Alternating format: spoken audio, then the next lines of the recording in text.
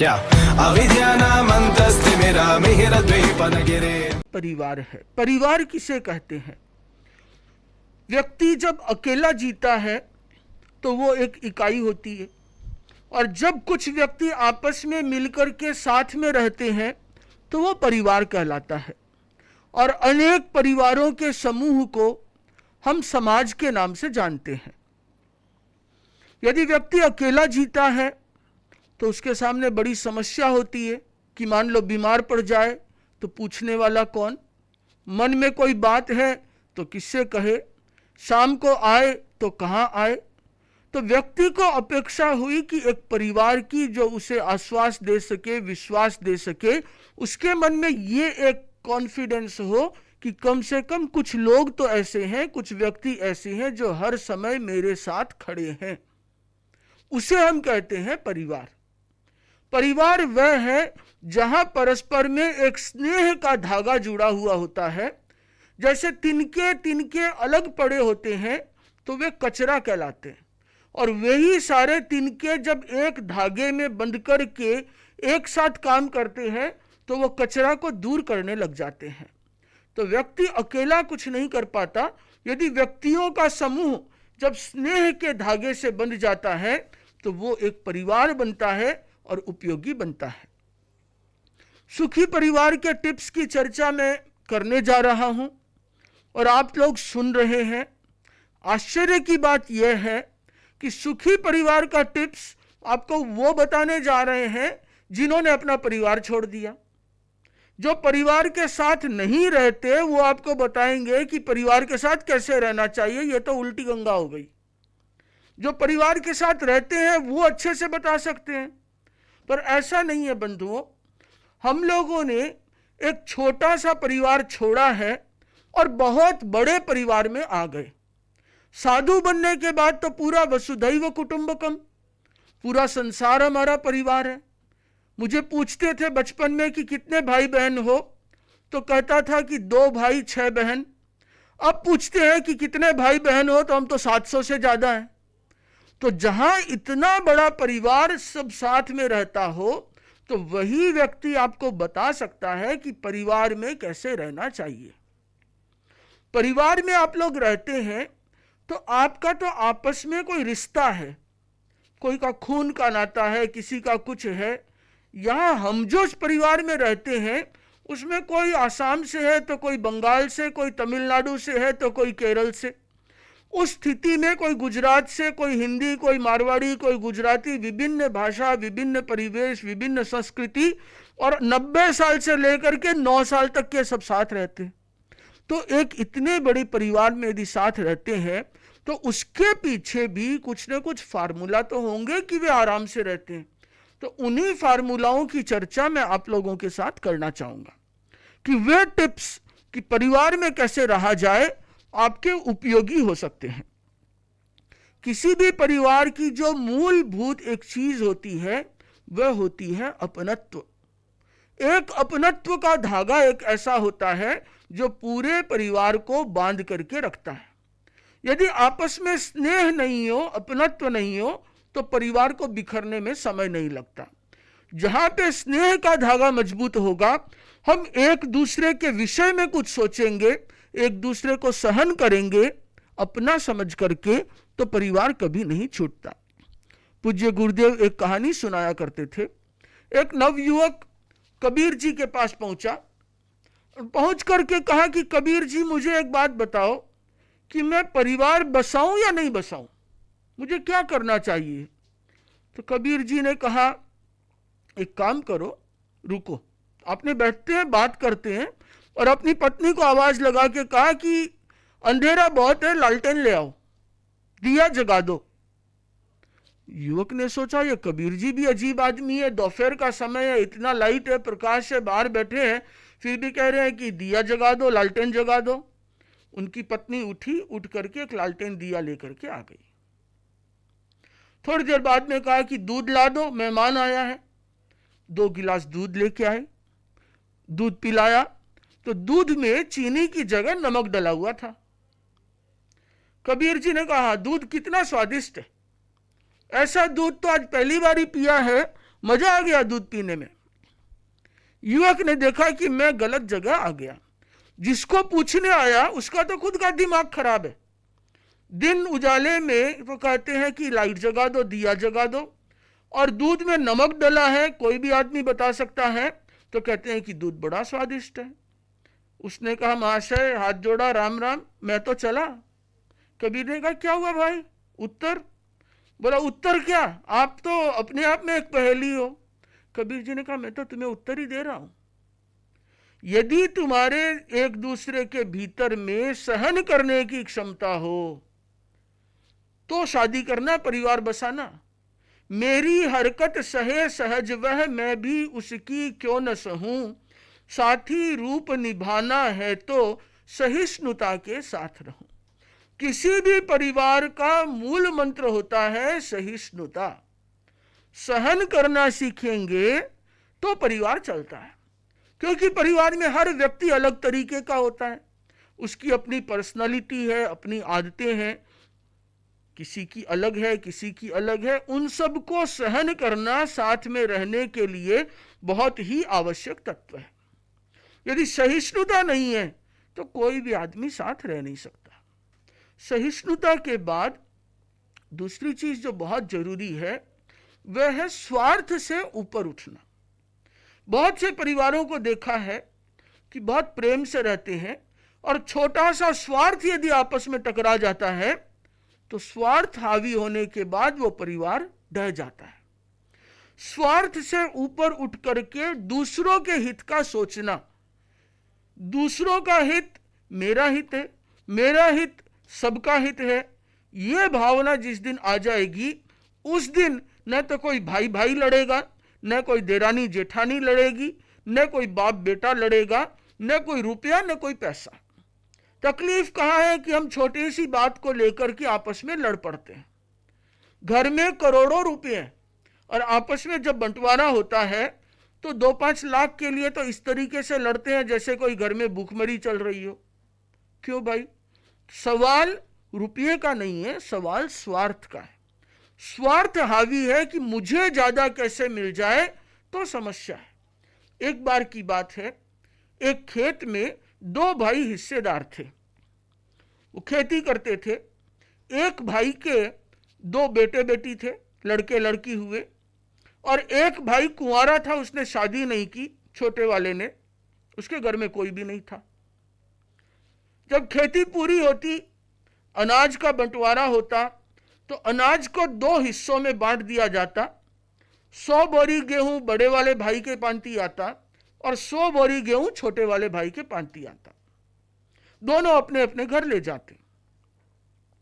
बड़े वाले भाई ने सोचा कि ये तो पांती बराबर नहीं हुई, मेरे परिवार में तो मेरे बाद भी 2 जन कमाने वाले होंगे, तो मेरे भाई के तो पीछे कोई भी नहीं है, उसको बुढ़ापे में कौन सहयोग करेगा। तो वो रात को उठ करके 12 बजे अंधेरे में 1 बोरी माथे पे उठा करके छोटे वाले भाई के गोदाम में रख के आ जाता। छोटा वाला भाई देखता कि ये पांती तो बराबर नहीं है, मैं तो अकेला हूं, 100 बोरी गेहूं का क्या करूंगा, मेरे भाई के घर में तो वो है, उनकी पत्नी है, 2 बच्चे भी हैं, 4 जन हैं, तो उनको तो गेहूं ज्यादा चाहिए, उनका खर्चा भी ज्यादा है। वो रात को उठता और उठ करके 1 बोरी उठा करके अपने बड़े वाले भाई के घर रख के आ जाता। सुबह देखते दोनों जन तो 100 की 100 ही बोरी मिलती। एक दिन रात को अंधेरे में टकरा गए, तब पता चला कि ये मामला क्या है। तो जहां पे ये भावना हो कि मेरा हित सबका हित है, मेरे पास नहीं, मेरे भाई के पास क्या है, मेरी बहन के पास क्या है, उनके पास नहीं है तो मुझे रखने का अधिकार नहीं है, मैं उनको दूं, मेरे पास है वो तो उतना ही बहुत है। ये भावना जिस दिन परिवार में आ जाती है उस दिन स्वार्थ छूट जाता है। मेरे बेटे को क्या मिला, देरानी के बेटे को क्या मिला, जेठानी के बेटे को क्या मिला, कोई फर्क ही नहीं है, क्योंकि तीनों ही बेटे घर के बेटे हैं, तीनों ही भाई घर के भाई हैं, तीनों बहुएं घर की बहू हैं। तो जहां पे किसी को कम मिला, ज्यादा मिला और फिर भी मन में न आए, वो परिवार परिवार होता है। तो स्वार्थ से ऊपर उठना किसी भी परिवार की सफलता के लिए बहुत आवश्यक तत्व है। और ये स्वार्थ से ऊपर कब उठा जाता है कि जब घर में कोई व्यवस्था हो, हम लोग 700 साधु साध्वियां रहते हैं, एक साथ मान लो 700 इकट्ठे न भी हो, मर्यादा महोत्सव के दौरान 100 संत 300 साध्वियां रहती है, या आपस में भी रहते हैं, चतुर्मास में रहते हैं, तो क्या बिना व्यवस्था रहते हैं? नहीं, व्यवस्था का होना आवश्यक है। एक सिस्टम बना हुआ हो, कौन कहाँ बैठेगा, कौन कहाँ गोचरी जाएगा, कौन कहाँ काम करेगा, किस समय किसकी क्या ड्यूटी होगी, बड़ों का क्या कर्तव्य होगा, छोटों का क्या दायित्व होगा, कुछ प्रोटोकॉल, कुछ सिस्टम। ये हर घर का अपना बना हुआ होना चाहिए। ये व्यवस्था नहीं हो तो परिवार बिखर जाता है, व्यवस्था बना हुआ हो तो परिवार टिका रहता है। अनेक परिवार ऐसे हैं जो आज भी समूह रूप में रहते हैं। शेखानी परिवार है, अहमदाबाद में रहता है, आज भी सब हिलमिल करके रहते हैं, शायद मेरे ख्याल से 30-35 मेंबर होंगे। गिड़िया परिवार है, वो भी आपस में साथ में रहते हैं। दिल्ली में गोठी परिवार है, वो भी साथ में रहता है। सबको पूछा तो उन सब का एक सिस्टम बना हुआ है, और उस सिस्टम को सब जन को फॉलो करना है। कंपनियों में भी एक सिस्टम होता है, तभी इतने बड़े बड़े कॉरपोरेट चलते हैं। तो हमारे परिवार में भी चाहे 5 मेंबर हो चाहे 50 मेंबर हो, एक सिस्टम बना हुआ होना चाहिए कि यदि सिस्टम होगा, व्यवस्था होगी, रूल्स होंगे, कौन क्या करेगा, कैसे करेगा, किसकी परमिशन कंपल्सन होगी, कहाँ जरूरी होगी, कहाँ नहीं होगी, आपस में बैठ करके म्यूचुअल। आचार्य भिक्षु ने नियम बना के थोपा नहीं था। आचार्य भिक्षु ने एक मर्यादा पत्र बनाया और बना करके संतों से कहा कि भाई ये नियम है, बोलो सबको स्वीकार है ना, सब रजामंदी से स्वीकार करो, इच्छा से। लिख तो ऋषि सबके नाम दिए हुए हैं, ऊपर लिखे होते सही, न कोई दबाव, न कोई आग्रह, न कोई प्रलोभन, और सब उस सिस्टम को फॉलो करते हैं। आप लोगों ने नजदीक से देखा होगा, आचार्य श्री क्या सबसे पहले पूछते हैं कि सिस्टम क्या है, नियम क्या है, उसको देखो, उसके बाद चलो। तो जहां कहीं भी व्यवस्था होगी, वो इकाई, वो संस्था, वो समाज, वो परिवार, वो बिजनेस, वो राष्ट्र उन्नति करेगा। जहां व्यवस्था नहीं होगी वहां आपस में झगड़े बढ़ जाते हैं। तो हम व्यवस्था के ऊपर में ध्यान दें तो परिवार के अंदर एक समरसता रहती है। कुछ चीजें ऐसी होती है जो परिवार के सुख को बाधित करने वाली होती है। जैसे कुछ कुछ चीजों का मैं एग्जाम्पल आप लोगों के सामने रखना चाहूंगा। एक चीज है गुस्सा, क्रोध, जिसके विषय में हमने पूर्व में भी चर्चा की थी। जिस परिवार में क्रोध का साम्राज्य होता है, क्रोध ज्यादा होता है, वहां पे फिर आपस में प्रेम का टिकना मुश्किल होता है, क्योंकि जितना जितना क्रोध उतनी उतनी सहिष्णुता की अपेक्षा होती है। तो सहिष्णुता कब तक रखेगा आदमी? एक दिन क्रोध करे, 2 दिन करे, 10 दिन करे, 20 दिन करे, वो सहन करता जाए, फिर क्या होगा कि एक दिन वो पूरा जोर से विस्फोट हो जाएगा। दोनों जन क्रोधित हो गए तो परिवार बिखर जाएगा। तो इसके लिए जितना अपेक्षित सहिष्णुता है, उतना ही अपेक्षा इस बात की है कि परिवार में ऐसे व्यक्ति न हो जो क्रोध करते हो। तो क्या करें, निकाल दें उनको? नहीं, आप उनके स्वभाव को बदलो। पहला कि उसको मौका ही मत दो कि उसको गुस्सा आए, और जो गुस्सा करने वाला है वो खुद को परिवर्तन करे, कुछ टिप्स को अपनाए, कुछ ध्यान का प्रयोग करे कि परिवार में कभी भी तू मैं की स्थिति न आए।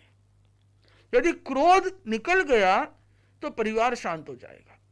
गुस्सा आ भी गया, यदि कोई एक व्यक्ति को आया तो बाकी सब जन चुप, कोई बोलेगा नहीं, जो बोलना है बोल लेने दो, उसके भीतर का कचरा है, कचरा निकल जाने दो। हम क्या चाहते हैं कि हमारे परिवार के एक सदस्य के भीतर की गंदगी निकल जाए। अच्छा है, आप यदि सामने से वापस निकालने लग जाओगे तो ढेर लग जाएगा। इसलिए सामने वाले सब मौन हो जाएं, उसने निकाल दिया, उसके बाद बात खत्म।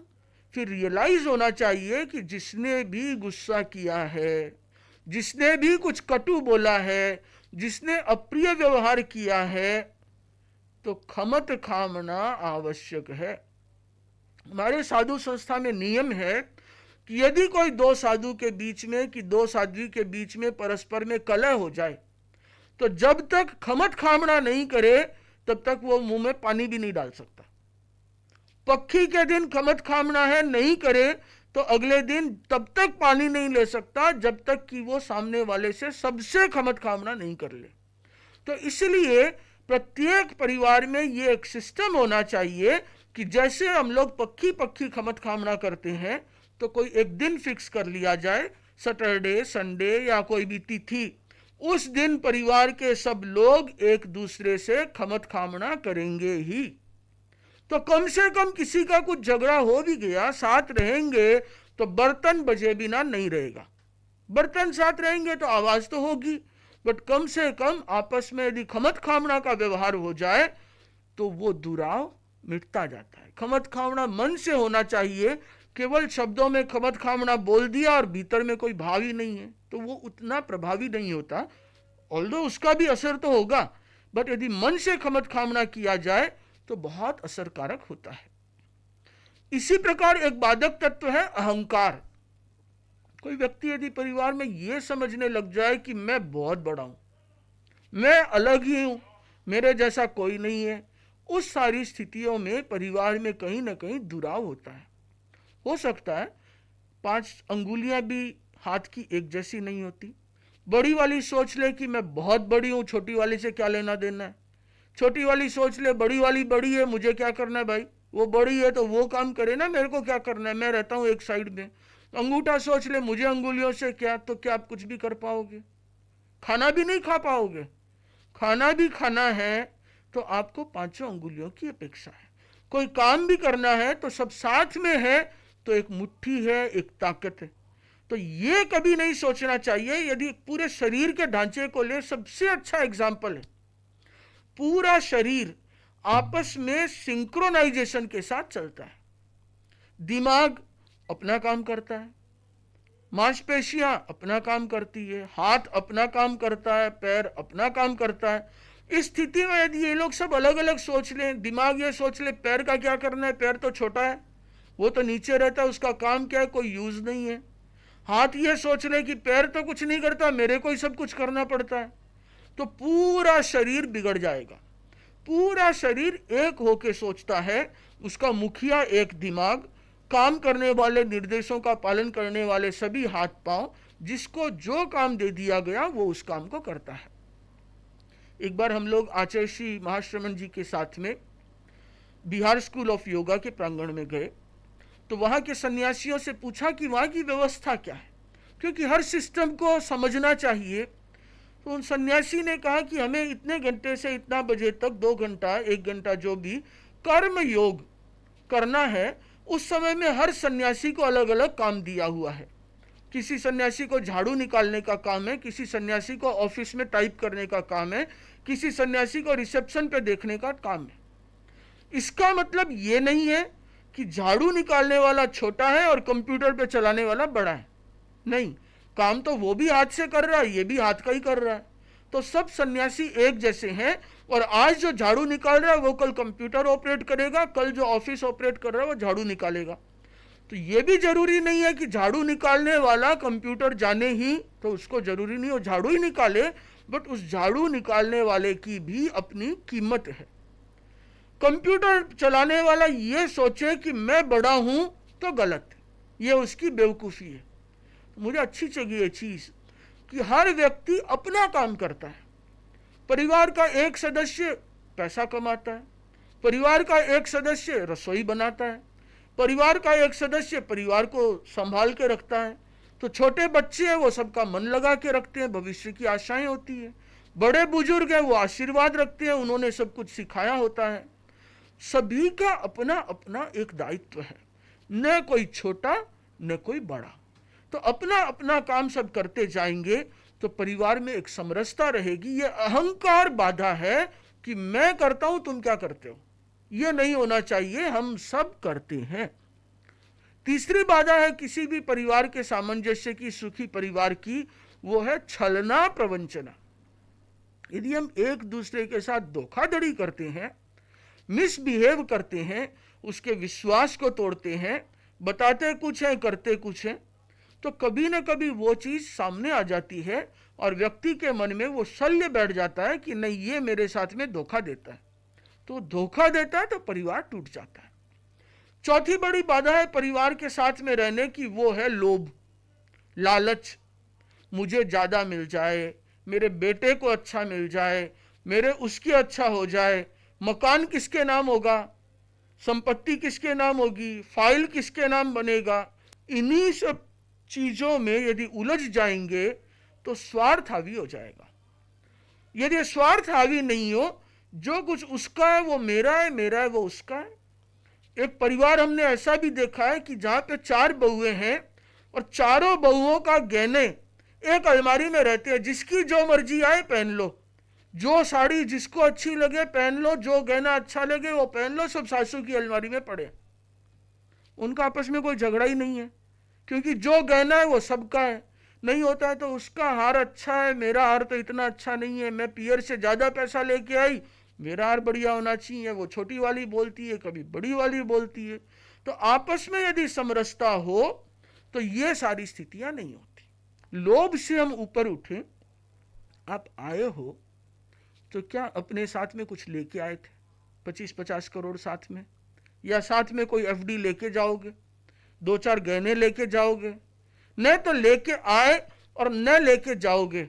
यही रहना है और जिनके साथ में रहना है उन्हीं से लड़ झगड़ के आपने एक अंगूठी ज्यादा भी ले ली तो कौन सा तीर मार लिया। उनसे लड़ झगड़ के एक फैक्ट्री ज्यादा रख ली तो क्या बड़ा काम कर लिया। आपका भाई दुखी है तो आप सुखी कैसे हो? जहां मेरे भीतर का ये स्वार्थ हट जाए तो वहां पे समरसता होती है। व्यवस्था हो तो ये स्वार्थ जल्दी से पैदा नहीं होता। और जहां कहीं व्यवस्था में कुछ कमी हो तो वहां हमें यह देखना चाहिए कि वो भी तो मेरा भाई है, वो भी तो मेरे परिवार का हिस्सा है, उसको ज्यादा कैसे मिले, हम एक बोरी उसके घर पे कैसे पहुंचा सके। ये भावना जिन परिवारों में होती है वे परिवार कभी बिखरते नहीं है। 5वीं चीज जो परिवार में समस्या पैदा करती है वो है आग्रह। हम किसी बात को पकड़ के बैठ जाते हैं कि ये ऐसा ही होगा, नाना मति नाना रुचि। आज किसी ने कह दिया कि परिवार में सब्जी क्या बनेगी, किसी ने कह दिया कि आज लौकी की सब्जी बननी चाहिए, दूसरे ने कह दिया कि नहीं लौकी की तो बहुत दिन हो गए, आज परवल बनेगा। मैंने कहा ना परवल बनेगा तो परवल बनेगा। ये मैंने कहा ईगो, ये क्या बात है भाई। उसने कहा लौकी बनेगी, चलो कोई बात नहीं लौकी बना लो, क्या सब्जी तो खानी है, क्या फर्क पड़ रहा है। मैंने कह दिया ना ये बेड यहां नहीं लगेगा, ये मैंने कह दिया, ये ईगो है और ये मेरा आग्रह है। और 2 जन यदि आग्रह पे उतर जाते हैं तो फिर धीरे धीरे दूरियां बढ़ती है, क्योंकि होना तो कोई एक चीज है। टीवी पे क्या चलेगा इसको लेकर के भी झगड़ा हो जाता है। तो इन सब स्थितियों में यदि हम आग्रह नहीं रखें, अपने आग्रह से ऊपर हो। अभी आप पूछ लेंगे क्वेश्चन के समय कि हमेशा मैं ही कंप्रोमाइज क्यों करूं, सामने वाला तो मानता ही नहीं है, मैं हमेशा आपकी बात मान के आग्रह को छोड़ दूं। रिजल्ट क्या है? दोनों का प्रेम। तो यदि हमें रिजल्ट देखना है तो यह सोचना चाहिए कि मैं ऐसा क्या करूं कि परिवार का प्रेम बना रहे। लौकी की सब्जी बने या न बने, परवल की सब्जी बने या न बने, कोई इंपॉर्टेंट बात नहीं है। इंपॉर्टेंट है कि परिवार में प्रेम बना रहे। प्रेम को बनाए रखने के लिए आग्रह से ऊपर उठना होता है। हमें अपनी भाषा के ऊपर में विवेक रखना चाहिए। जहां कहीं भी भाषा का विवेक नहीं होता तो वहां कभी कभी ऐसी परिस्थिति होती है कि व्यक्ति को कोई बात चुभ जाती है, इसने मुझे ऐसे कह दिया, और वो जो चुभी हुई बात होती है, किसी ने ताना मार दिया, ये सब भाषा का अविवेक है। गाली दे दी, ये भाषा का अविवेक है। कोई आरोप लगा दिया, ये भाषा का अविवेक है। सत्यम ब्रूयात प्रियम ब्रूयात। मैं तो हमेशा सच बोलता हूं, कोई को अच्छा लगे या बुरा लगे, गलत। सत्य भी वही बोलो जो प्रिय है। आगमकार ने कहा कि तहेव काणम काणेत्ति पंडगम पंडगेत्तिवा चोरम चोरित्ति नो वय, कि चोर को भी चोर मत बोलो क्योंकि उसको अप्रिय लगता है। आप ये नहीं कह सकते कि तुम चोर हो।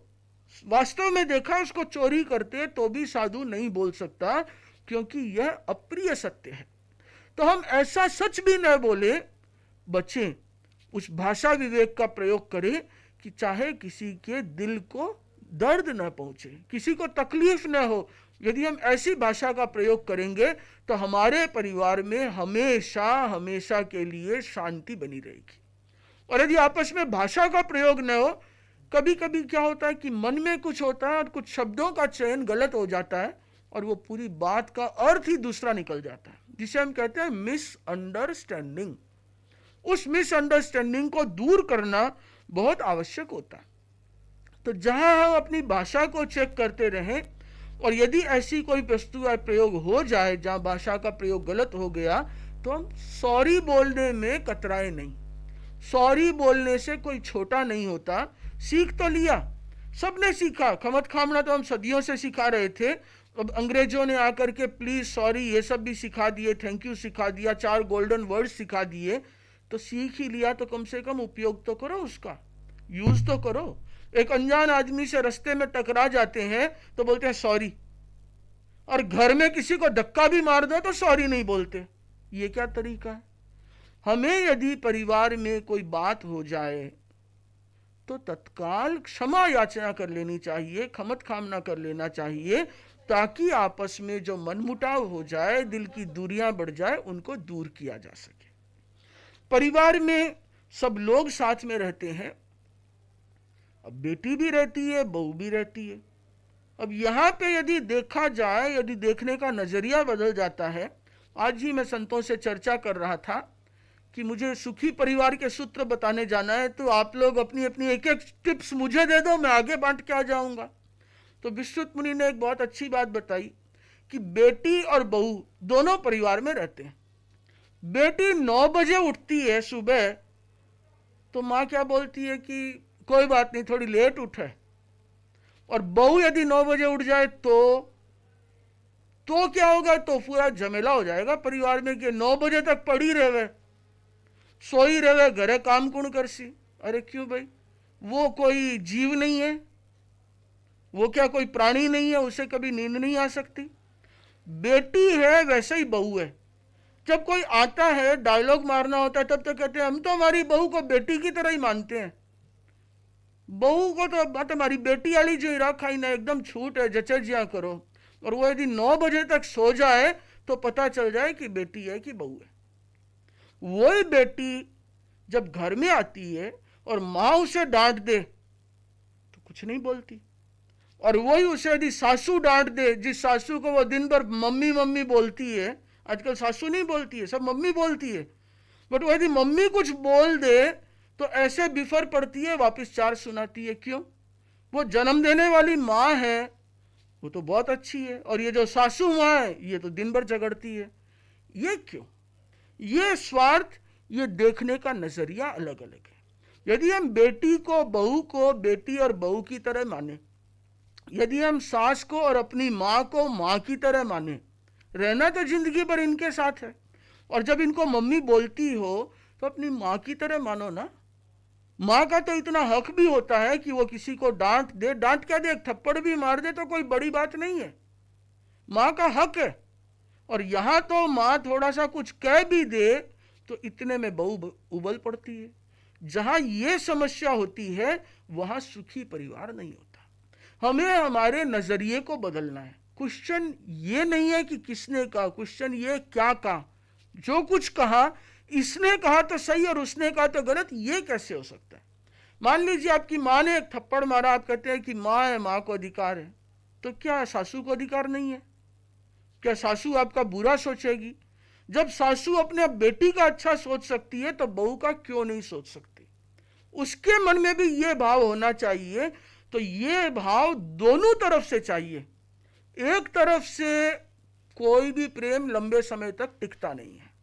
तो यदि दोनों तरफ से ये व्यवहार हो कि ये है वो मेरा है, अपनत्व है, तो अपनत्व होगा तो आपकी बहू भी बेटी से बड़ी होगी, अपनत्व होगा तो सासू भी माँ से ज्यादा ध्यान रखेगी।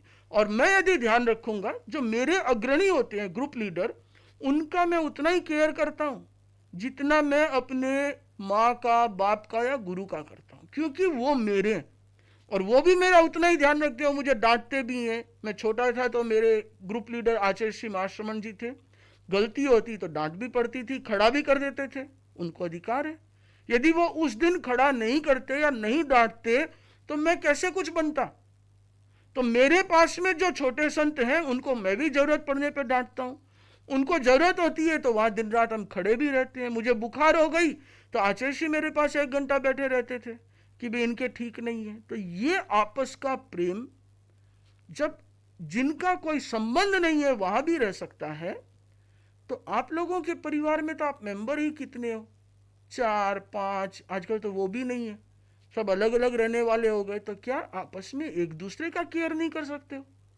यदि हम एक दूसरे का केयर करना सीख जाए, एक दूसरे को सहन करना सीख जाए, एक दूसरे का रेस्पेक्ट करना सीख जाए, तो बहुत सारी समस्याओं का समाधान हो जाता है। हम लोग साथ में रहते हैं तो कुछ नियम साधु संस्था के लिए बनाए गए हैं। जैसे कि एक नियम बताऊंगा, 2 नियम बताऊंगा, बहुत अच्छे हैं, आप लोगों को अपने परिवार में लागू करना चाहिए। उपशांत कलह की उदीरना नहीं करना। कोई भी व्यक्ति जो झगड़ा मिट गया, जो बात पुरानी हो गई, उसे नहीं उठा सकता। जो बात खत्म हो गई, जो पुरानी हो चुकी, उसे अपनी चर्चा में वापस नहीं कह सकता कि उस समय देख तुमने ऐसे किया था। यदि उपशांत कलह की उदीरना करता है तो वो साधु दोष का भागी है। कितना सुंदर सूत्र है। घर परिवार में क्या होता है, झगड़ा तो होता है आज, और झगड़ा हम करते कब है कि बेटी की शादी में तुमने मेरे साथ ऐसे किया था। अरे जी, बेटी की शादी को 6 साल हो गए, उस बात को आज तक रगड़ते रहे हो। मेरे जब छोटी थी तब से ही मेरे साथ ऐसे हो रहा है, तो भूल जाओ उन बातों को। आज की घड़ी में क्या बात है उसी पे बात करें ना, तो बात बहुत छोटी हो जाती है। और यदि हम पुराना हिसाब किताब सारा निकालने लग जाएं तो समस्या इतनी बढ़ जाती है, एक दूसरे की गलतियां निकालते निकालते सारी समस्या बढ़ जाती है। तो इसलिए कभी भी उपशांत कलह की उदीरना परिवार में कोई नहीं कर सकता। और यदि भी कोई भी करे तो इमीडिएट, जिसको बोलते हैं ना कि फुटबॉल के मैच में वो रेड कार्ड येलो कार्ड दिखा देते हैं, उस तरीके से हो जाना चाहिए कि नहीं, पुरानी बात नहीं, आज की बात आज करो। इसी तरीके से जैसे खमत खामना किए बिना कोई पानी नहीं पी सकता, इस नियम को आप लोग परिवार में अपना सकते हैं। हम लोगों के यहाँ पे नियम है कि किसी दूसरे में दोष जान पड़े तो अन्यत्र प्रचार किए बिना स्वयं उसे या आचार्य को जताना। तो इसी प्रकार आप कर लो कि आपस की जो गॉसिप होती है इधर उधर की, वो बंद कर दो। कोई बात हो गई तो या तो इग्नोर करो या संबंधित व्यक्ति को बोलो, बाकी किसी को नहीं। तो परिवार में, संयुक्त परिवार में रहना इजी हो सकेगा। आचार्य श्री तुलसी फरमाया करते थे परिवारों को, और अनेक परिवार उसको अपनाते भी थे, कि सप्ताह में एक दिन परिवार की सामूहिक गोष्ठी होनी चाहिए, मीटिंग होना चाहिए, आपस में सीटिंग होना चाहिए। हम लोग आपस में सीटिंग भी करते हैं, आपस में साथ में बैठ के ईटिंग भी करते हैं, साथ में बैठ करके मीटिंग भी करते हैं। तो हम आहार करते हैं तो सब एक साथ बैठते हैं, या तो रसोई चलती है, कभी वो पिताजी खाना खाने आ रहे हैं, कभी बेटा खाना आ रहा है, कभी बहू खाने आ रही है, कभी माँ आ रही है, 2-2 फुल्का बनता है। गैस है, पुराना चूल्हे वाला सिस्टम तो है नहीं, 2 बनाओ गैस बंद कर दो। तो गैस बंद और परिवार का आपस में मिलना जुलना बंद। साथ में खाना तो कभी याद ही नहीं है। खाना खाने के लिए बोले जी डिनर पे चलते हैं किसी होटल में, रेस्टोरेंट में, कि साथ खाना हो जाएगा, रोज ही खा लो। किसने मना किया आपको? हम लोग तीनों टाइम सब साथ में बैठ करके आहार करते हैं। यदि परिवार साथ में बैठ करके आहार करेगा, साथ में बैठ करके आपस में विचार विमर्श करेगा, तो उनके भीतर में प्रेम बना रहेगा। कहीं कोई बात होगी तो वो निकल जाएगी। ऐसा नहीं हो कि जब सामूहिक मीटिंग हो तो पूरे सप्ताह भर का गुबार निकाल दिया और जो झगड़ा प्रेम होना था उसकी जगह और झगड़ा बढ़ा दिया। वो नहीं होना चाहिए। साथ में बैठ करके धर्म चर्चा करें। गुरुदेव फरमाते थे कि शाम को सब परिवार वाले एक समय में बैठ करके अरहत वंदना करें। जैसे हम लोग छोटे थे तो हर रविवार को सब परिवार वाले साथ में बैठ करके सामायिक करते थे। तो अभी शनिवार की सामायिक आचार्य श्री फरमाते हैं पूरा परिवार इकट्ठा हो, एक साथ सामायिक करे, आपस में चर्चा करे, उसके बाद में कोई दिन फिक्स हो जिस दिन गोष्ठी करे, तो आपस में घर का प्रेम बना रहेगा, प्यार बना रहेगा। घर का प्यार बना रहे इसके लिए कम्युनिकेशन का होना बहुत आवश्यक है। आप लोग यदि नहीं मिल सकते हो तो और कुछ नहीं, आजकल तो जूम के ऊपर मिल जाओ भाई, कम से कम मिल बैठ के बात तो करो। व्हाट्सएप पे भी ग्रुप कॉल में 8 जन होने लग गए हैं। यदि आपस में मिल बैठ के बात ही नहीं कर सके तो एक मकान में रहना तो ऐसा ही हो जाएगा कि जैसे एक होटल के 7 कमरे में अलग अलग रहते हैं।